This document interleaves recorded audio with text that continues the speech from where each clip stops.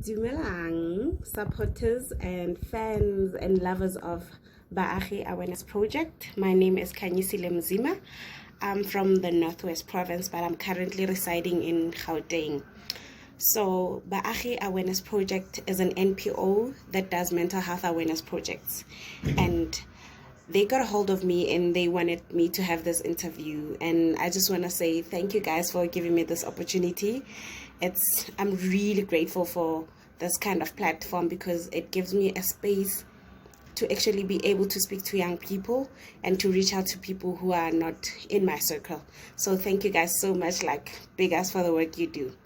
So bagaetsho, nna ke le Khanyisile, ke rata mental health pelo yaka, and everything actually that I do, it's committed to mental health awareness.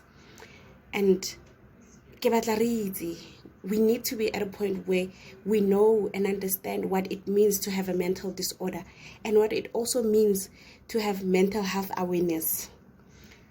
And this opportunity that I've been given is one of those that I've been given about what I know and what I understand.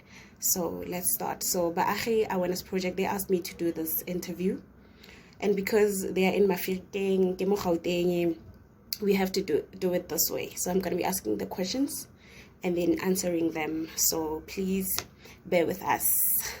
I'm so excited, guys. I mean, it's an interview, but I want this to be fun.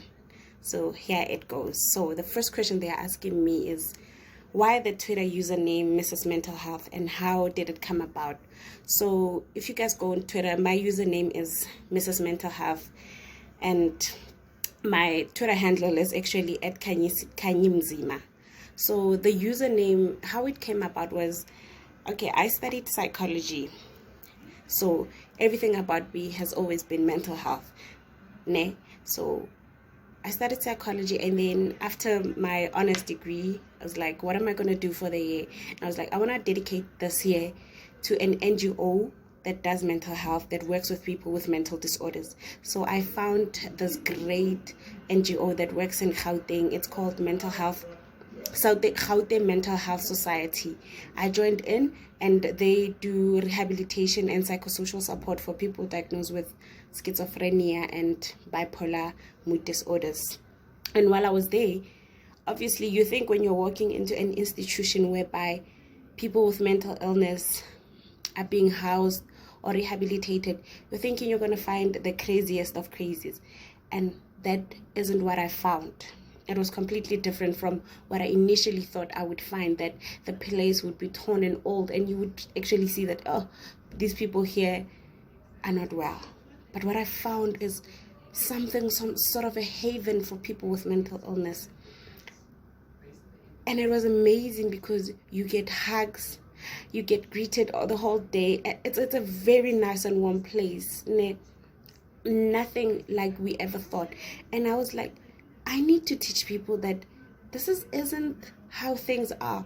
Yes, in our societies, we often see mental illness when somebody has a relapse or when somebody has a mental breakdown, and they are at their lowest and their worst, and we think this is how people are. That's not exactly how they are. You can get, if you are diagnosed with a mental disorder, if you go for counseling, if you take your medication, you can get well. You can start functioning in society like a normal human being. Normal. So for me, I was like, I need to be Mrs. Mental Health. I need to be that one person that speaks out and teaches people that let's get rid of the stigma. Let's forget that people are dysfunctional. Let's go to a point whereby we can teach people that, yes, you've been through this road. All of your life, you probably have been diagnosed with autism. People have treated you differently, and people have not been good to you. So we need to start teaching you well. And I thought Mrs. Mental Health would be catching to people to say they would want to follow me, that, oh, Mrs. Mental Health, what does she have to say?